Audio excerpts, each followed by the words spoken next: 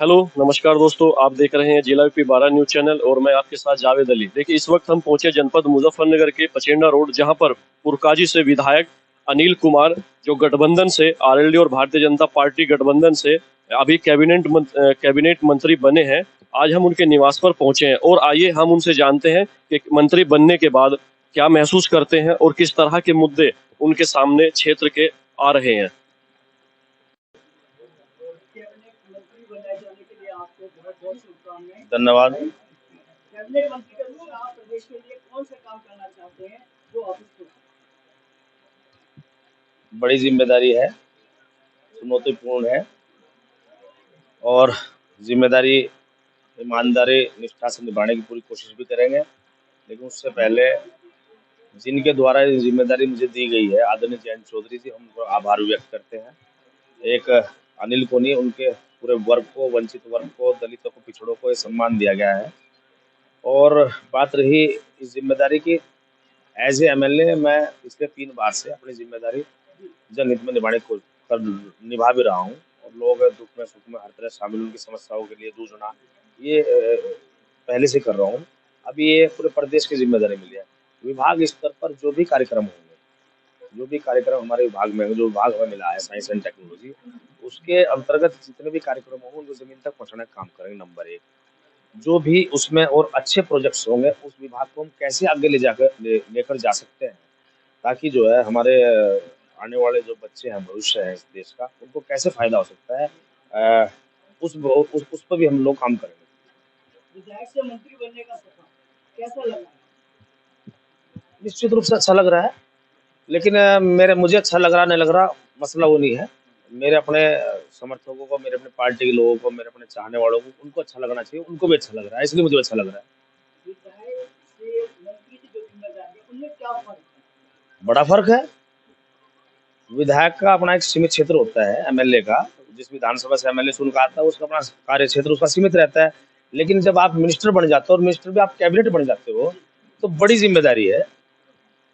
सरकार कैसे चल रही है, किन नीतियों पर चल रही है, क्या पॉलिसी, किन पॉलिसी पर चल रही है, किस पॉलिसी पे विचार होना है, कि क्या नीतियां जनहित में बढ़नी है, उन सब पे विचार कैबिनेट में होता है। ये महत्वपूर्ण चीज है।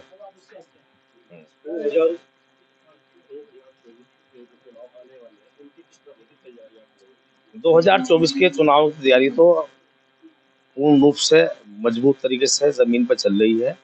जो आरएलडी का और बीजेपी गठबंधन है, एनडीए का जो गठबंधन है, बहुत मजबूत तरीके से अब जमीनी स्तर पर संगठन को साथ में लेकर काम कर रहा है। और निश्चित रूप से जो टारगेट है, उत्तर प्रदेश में हम 80 की 80 सीटें जीतेंगे। 400 पार का जो हमारा प्रधानमंत्री जी नारा है उसको साकार करेंगे।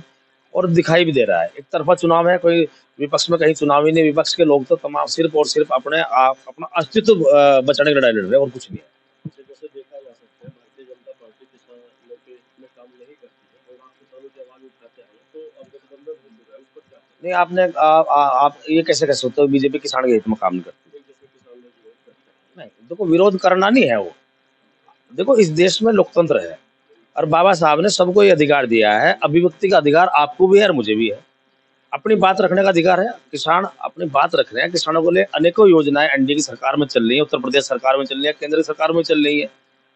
किसान सम्मान निधि है, अभी 20 रुपए गन्ने का रेट बढ़ा है। हमारे भी वही मुद्दे।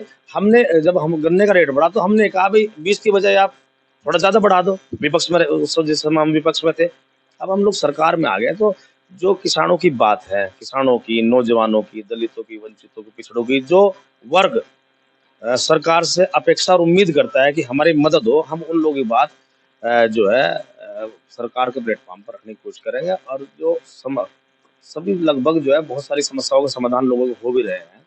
और जो कहीं छूटे हुए हैं, जो सरकार की नज़र में नहीं है और हमारी नज़र में है, उन उन मसलों को सरकार के सामने रख के उनको समाधान कराएंगे।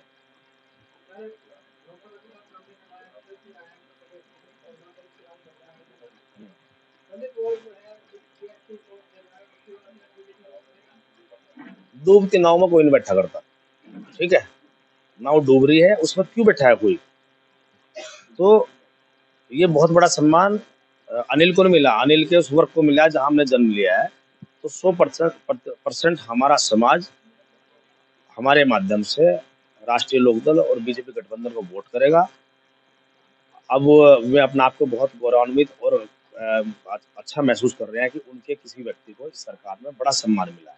तो निश्चित रूप से मुझे उम्मीद है, जिस दिन स्वागत कार्यक्रम था मुजफ्फरनगर में, हजारों की संख्या में दलित समाज के लोग बाबा साहब का फोटो लेकर, गुरु रविदास जी का फोटो लेकर सामने थे। उन्होंने जताया, उन्होंने उस भीड़ में जितने कुछ के मात्र 10,000 से ज्यादा लोग थे, 10,000 से ज्यादा लोगों में ये जताया कि हम यहाँ मौजूद हैं, हमारी मौजूदगी है, हम अनिल कुमार जी के साथ हैं, ये जताया उन लोगों ने।